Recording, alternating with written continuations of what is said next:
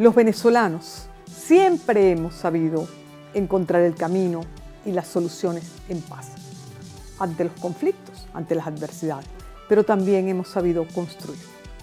Construimos un gran país, una gran nación llamada Venezuela. Eso lo tenemos que recordar siempre. Por eso es necesario a veces conversar, escuchar a historiadores que con su visión, su conocimiento, su capacidad de análisis y de pensamiento crítico nos pueden dar luces, nos pueden decir y recordar lo positivo de toda Venezuela y de los venezolanos. Pero también vamos a hablar de la globalización, de los nacionalismos, de la inmigración, del presente y del futuro y del pasado, por supuesto, de nuestro país. Con ello tenemos al profesor Tomás Estraca, historiador, escritor, investigador, quien ya ha estado en otras oportunidades con nosotros. Así que, bueno, los invito a que me acompañen.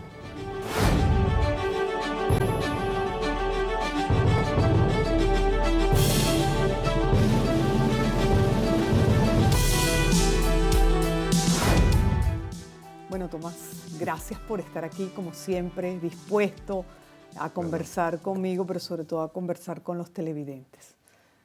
Como te decía antes de empezar la grabación, la solidez del pensamiento, la experiencia y voces autorizadas siempre hacen falta, y hoy en día más que nunca en nuestro país, para poder hablar el presente, pero también poder analizar el pasado y qué nos trajo hasta acá.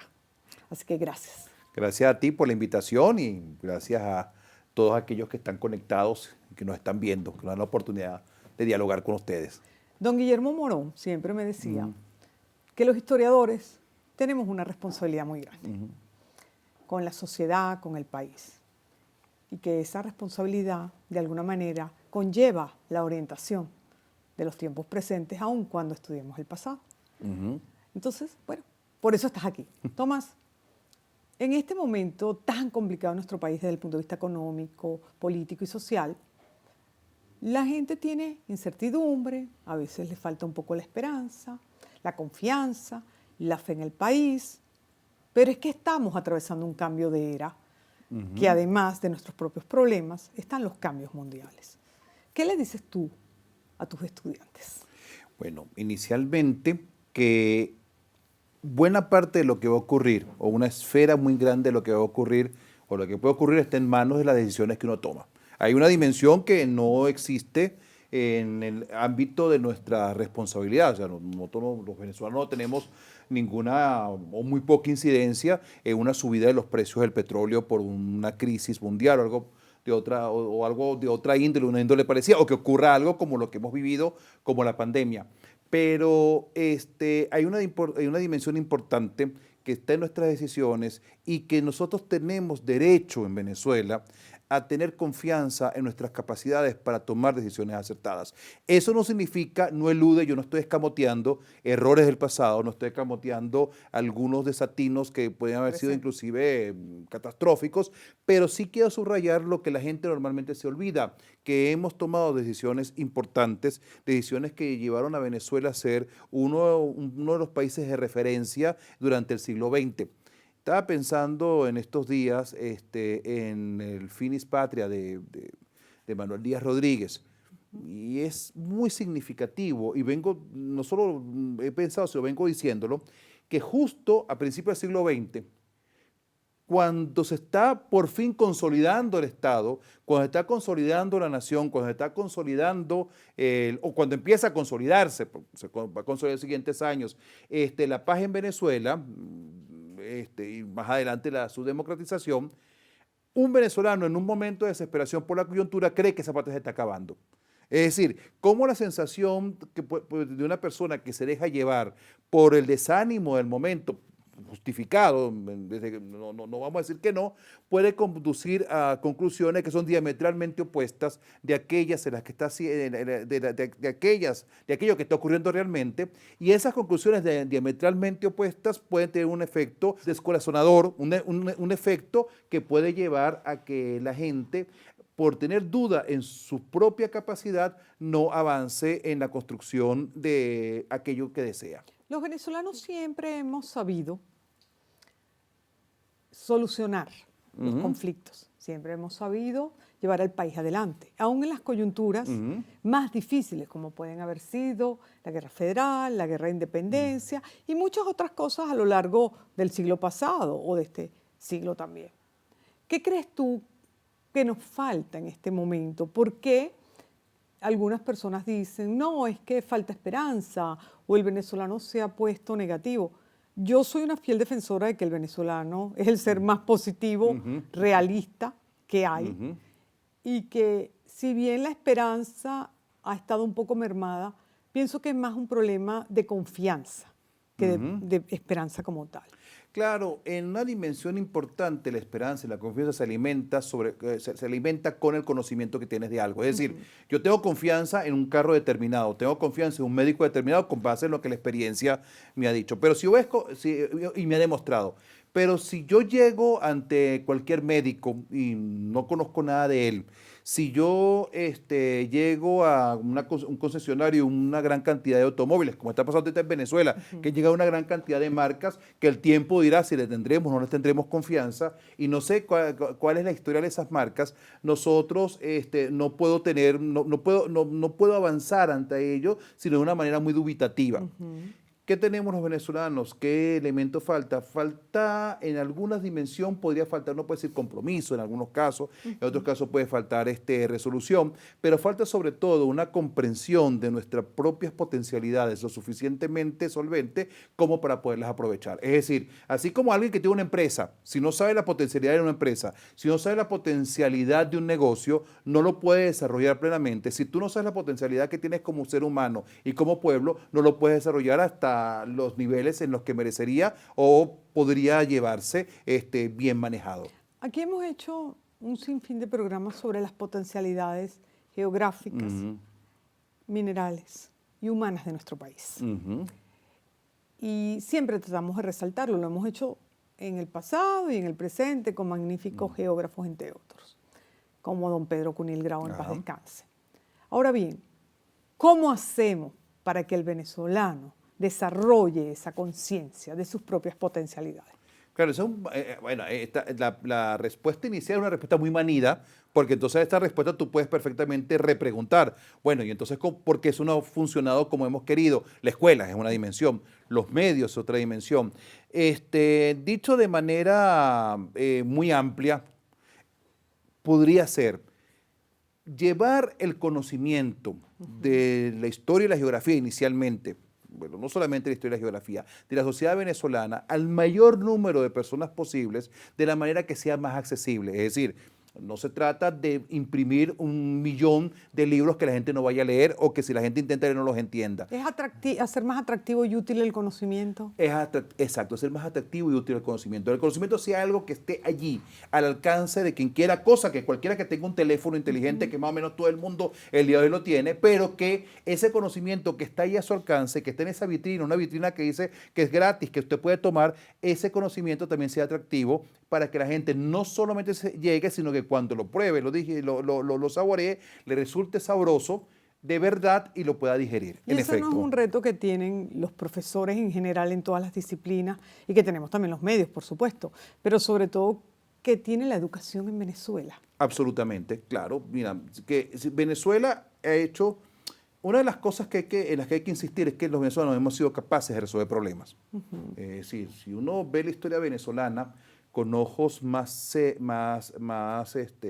cercanos a lo que realmente uno puede aspirar o puede esperar de un país latinoamericano que surge con todas las limitaciones y con todos los problemas que eso implica en el siglo XIX y que por lo mismo se enfrenta en distintos momentos callejones sin salida a cuellos de botella que le impiden canalizar su desarrollo como hubiese querido.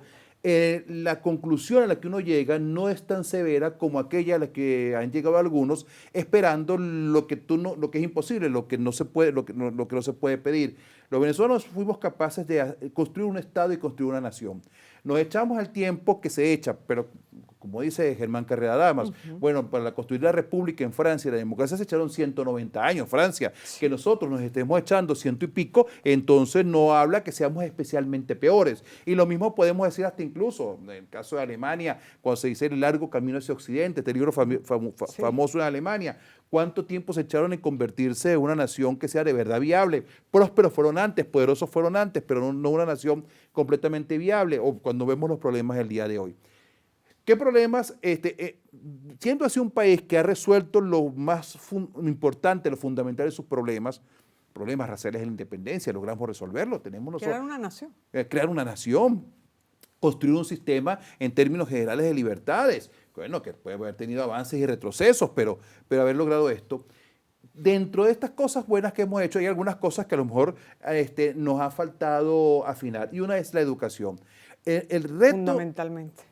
La base, uno de los problemas, por ejemplo, que tuvo todo el proceso de modernización venezolano que arranca a mediados del siglo XX, el siglo pasado, pero que sobre todo se expande en la década de los 60, fue una educación que garantizara formar lo esencial, lo que está en la base. Y con eso estoy diciendo lo que miles de veces dijeron todos los intelectuales de aquella época, y eso no significa que no se hizo nada, porque si no se hubiese hecho nada, no hubiéramos tenido la capacidad de estarnos enfrentando a lo que nos enfrentamos el día de hoy, del modo en que lo estamos haciendo, que no es tan desalentador, como algunos pueden pensar, pero que en todo caso iba en otra dirección, que es construir ciudadanía, tener conciencia de tus potencialidades, construir compromiso ciudadano, construir compromiso patrio, más allá o al mismo tiempo, conjuntamente o adentro de la formación técnica, que también es fundamental. Somos una sociedad madura, somos una sociedad que enfrenta sus problemas en paz. Podemos ver países vecinos cómo están enfrentando situaciones que parece que nos llevan de nuevo de vuelta a los años 80 o 90. Claro. Es decir, estamos viendo eso en el mundo, estamos viendo eso en América Latina. Entonces, creo que somos una sociedad, pese a muchísimas críticas, una sociedad que sabe resolver sus conflictos en paz. Sí, y eso no es poca cosa. No. Venezuela logró atravesar el siglo XX como un país tendencialmente pacífico, violencia en todas partes, explosiones siempre ha habido, eso no, pero un país tendencialmente pacífico, no pasivo, todo lo contrario a pacífico en uno de los siglos más violentos de la historia de la humanidad, y un país tendencialmente libre y incluso crecientemente libre a lo largo del siglo XX, y un país que supo aprovechar coyunturas que no son tan fáciles de manejar como la explosión de la riqueza petrolera de una forma bastante asertiva. No fue perfecto, en modo alguno no se puede decir esto, por mucho tiempo. Y esto lo hicieron venezolanos, no lo hicieron marcianos. Es decir, que el que se han cometido errores, porque también el error forma parte de la vida humana, pues el que nos hayamos extraviado en un momento dado, en que se han tomado decisiones o caminos o apuestas que no fueron las correctas, en un momento dado no significa que intrínsecamente, como una especie de tara que llevamos por dentro y que no podemos superar, nos impida hacer esto. El problema no está entonces en ser venezolano, el problema está en situaciones puntuales o situaciones que pueden ser inclusive un poco más que puntuales, pero que tienen que ver con la forma como lo entendemos y con la forma como lo hacemos. Dentro de nuestra propia crisis política, económica y social, pues también nos tenemos que insertar en un mundo globalizado que tiene una propia crisis de los valores tradicionales. Exacto. Y de cómo se ha visto el mundo históricamente, porque estamos en un cambio de era y en una transición. Exacto. Una transición en todos los órdenes. Entonces, es mucha mayor la presión interna y externa en un mundo lleno de incertidumbre y en un mundo tan cambiante. ¿Por qué digo esto? Porque pese a que todo el mundo habla de la globalización, pareciera que lo único que se globaliza realmente es el dinero y los negocios. Porque cuando se habla de globalización, pues los migrantes no entran dentro de ese interés de globalización. Y lo estamos viendo en el mundo entero, lo estamos viendo en Estados Unidos, pero también lo estamos viendo en Europa. Y en contraste a la globalización, las fronteras cada vez se cierran más y los nacionalismos parecen estar en auge. Entonces eso es algo a lo que también nos tenemos que enfrentar. Absolutamente, sobre todo porque los últimos años venezolanos en los que he vivido experiencias tan duras, experiencias algunas dolorosas y duras como no la habíamos tenido nunca en esa proporción. Pienso, por ejemplo, en la migración masiva. Totalmente. Pienso en la contracción económica que hubo entre El año 16 y el... 16 y 17, que es una cosa de escala, un récord de carácter mundial, lo cual no es poca cosa, porque no es la primera vez que los venezolanos, por bien o por mal, cuando nos metemos en algo, tendemos a los extremos. A extremos. Pero una cosa, es como una cosa que yo estaba hablando en contra de lo atávico, pero no sé si aquí podría ser. Pero dentro de esto lleva a que nuestra vinculación con la globalización sea doble o triple. Bueno, ¿en qué sentido? No solamente por estar en un entorno mundial que genera unas reglas del juego determinadas. Ese entorno mundial que genera unas reglas de juego determinadas funciona en una dirección, sobre todo funciona en un primer momento, bueno, hay una apertura económica, apertura de las fronteras, apertura de los capitales. No se pensó en un primer momento que eso pudiera, que la gente iba detrás de las oportunidades de trabajo. Entonces, si el capital va de un país al otro porque es mejor tenerlo en este país por un banco, o si el capital en cuanto a infraestructura, en cuanto a empresa, en cuanto a maquinaria, va de un país a otro porque es mejor tenerlo en otro país, el resto de la gente se va a quedar cruzado de brazos. Claro. Es decir, es esperar que yo vea que el banquero mete su plata en otro país, yo, que soy el que estoy trabajando pal y pico, vea que el industrial mete su plata en otro país y yo no me voy a ir para otro país. Sí, de hecho tú ves la expansión de los últimos años, o sobre todo la última década, de muchas de las grandes empresas venezolanas, y uno no sabe si ellas fueron detrás de la inmigración o la inmigración fue detrás de ellos. Exacto, exacto. Dominicana, Colombia, Panamá, España, Portugal y Estados Unidos. Y es una variable en la que no había pensado cuando comencé a responder. Es decir, a veces ocurre lo siguiente, que después la empresa va detrás de la gente. O sea, tú no puedes separar, porque no hay tal cosa así como un capital que no tenga que ver con la gente. En última instancia, gente. Los venezolanos nos acoplamos, nos metimos en este entorno de una forma en la cual intentamos ser más o menos excepcionales. Se hace un ensayo más o menos antiglobalizador con estatizaciones y proteccionismo y controles en un momento determinado, cuando el resto del mundo está en otra cosa, y después, cuando viene la situación económica tan dura que vino, comenzamos a meternos después que el resto de América Latina, a la emigración masiva. Mucho después. Mucho después. De tal manera que cuando entramos a la inmigración masiva, por las razones tremendamente complicadas del país, está justo el mundo reaccionando en contra de la inmigración. Es que tú como historiador sabes que pareciera que somos los primeros o los últimos en cerrar como cada episodio o cada época. Por alguna razón. Sí. Por alguna razón tenemos la tendencia. Fuimos los primeros en entrar a la democracia cuando toda la región migraba.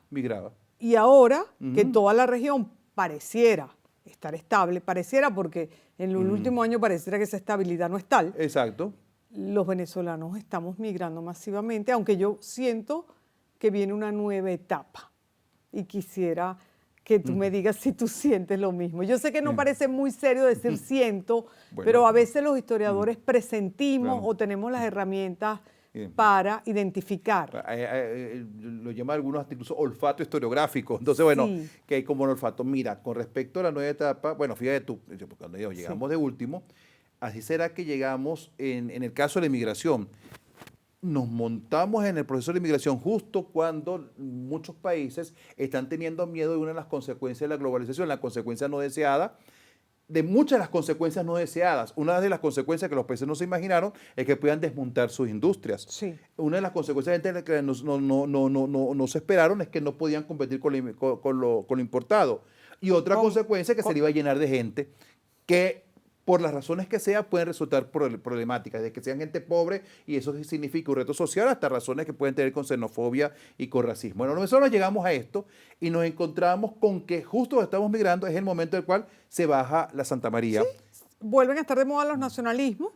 Y a cerrar las fronteras. Sí. Y tanto es así que entonces nos comenzamos a desplazar de una que es increíble, al centro de debates públicos de otros países, donde pareciera que todo lo que pasa se debe a los inmigrantes venezolanos, lo cual demuestra dos cosas: o somos unos chivos expiatorios muy buenos, que eso significa algo, o somos uno de la gente más poderosa del mundo. Porque cuando Y uno también otra cosa, ignorancia. y también la ignorancia, claro, que es lo que sirve para Y magnificar. yo diría una cuarta cosa, yo agregaría que la incompetencia de los propios países y de los líderes regionales o nacionales para poder desarrollar políticas públicas adecuadas, es preferible decir la migración masiva. Claro, es el chivo expiatorio, no que hacer comparaciones odiosas, pero en el pasado hay gente que ha dicho que son los judíos, por ejemplo. Sí. ¿No? Nosotros porque estamos metidos en el medio del vendaval, Sí.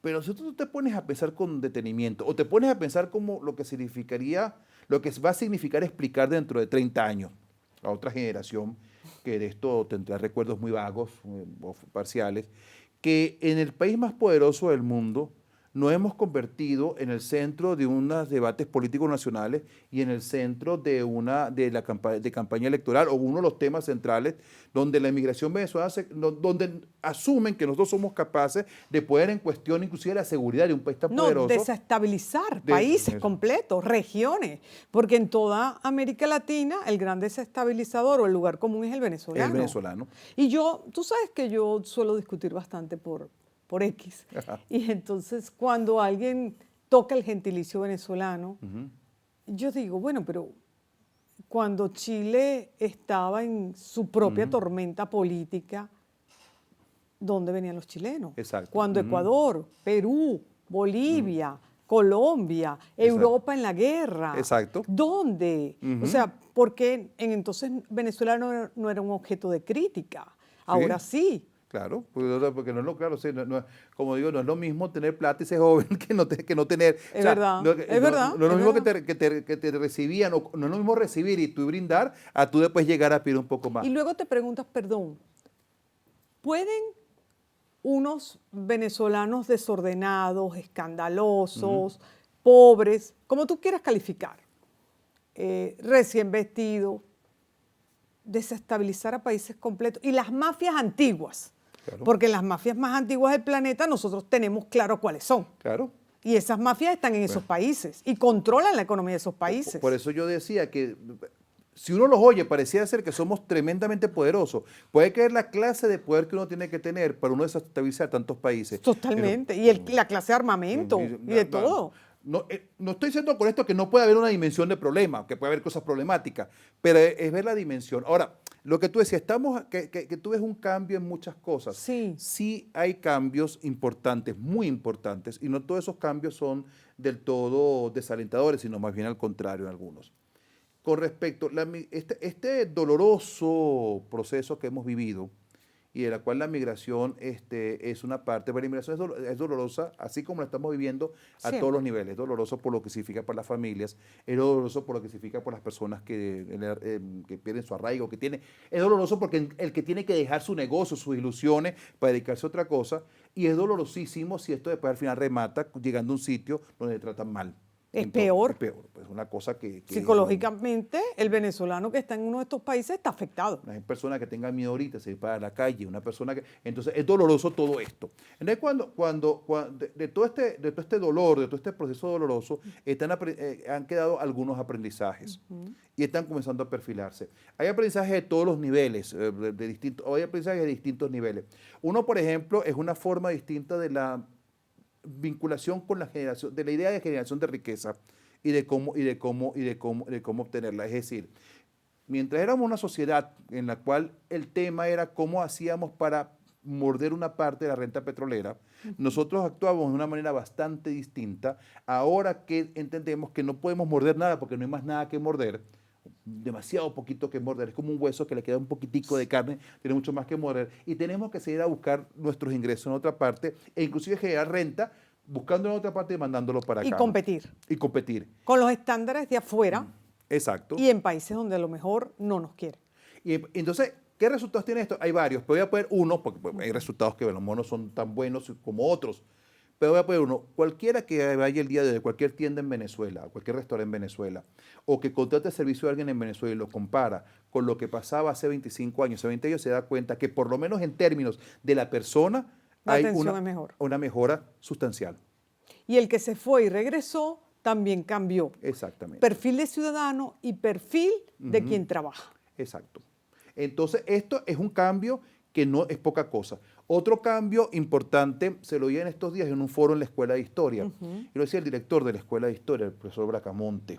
Me llamó la atención la frase y él va a decir que ojalá no me quiera cobrar porque lo estoy diciendo tanto, pero dice, Lo invitamos para que él lo diga. Para que lo diga. El Estado venezolano sigue siendo rentista en gran medida, porque basta ver todos los problemas, todo lo que respecta a la renta petrolera para el Estado.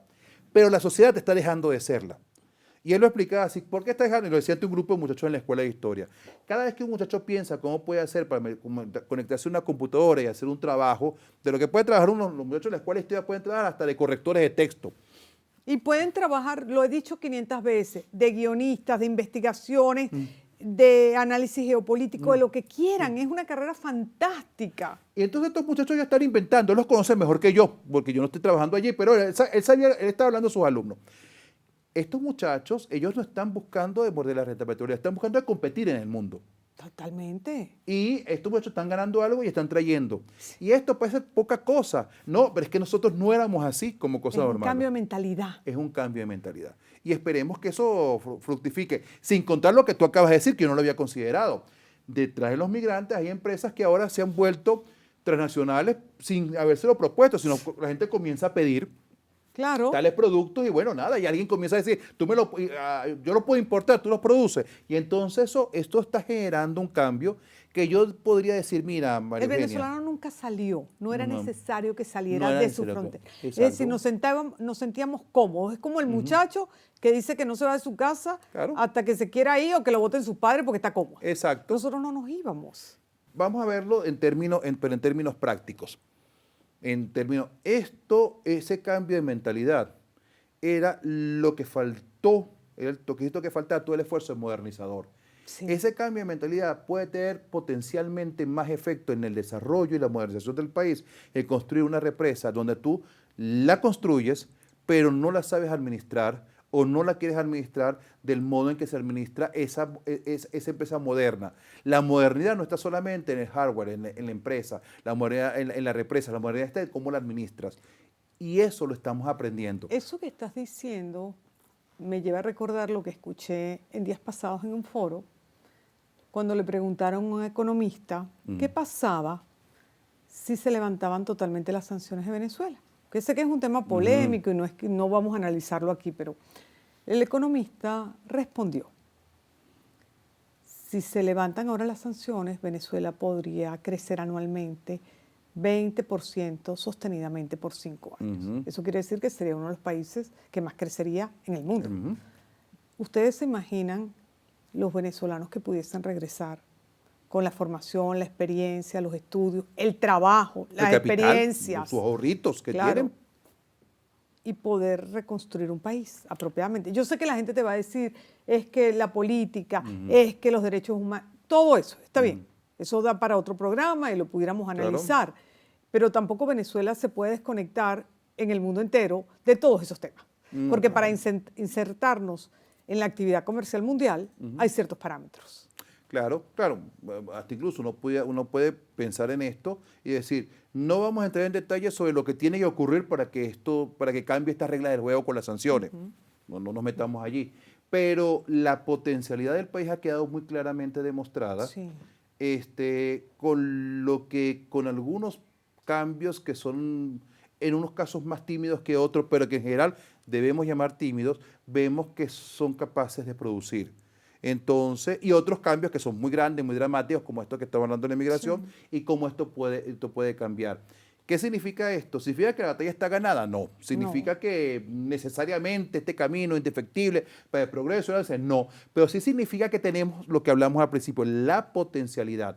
De salir adelante. De salir adelante. Y que en otras ocasiones la hemos tenido. Que la hayamos tenido en otras ocasiones no representa que las vamos a tener ahora de forma automática, pero sí representa que hay un aprendizaje y que hay un legado y que hay unos conocimientos y una experiencia que podamos usar. Es como dice, bueno, déjame ver cómo se hace algo. Yo tengo 2 opciones para resolverlo.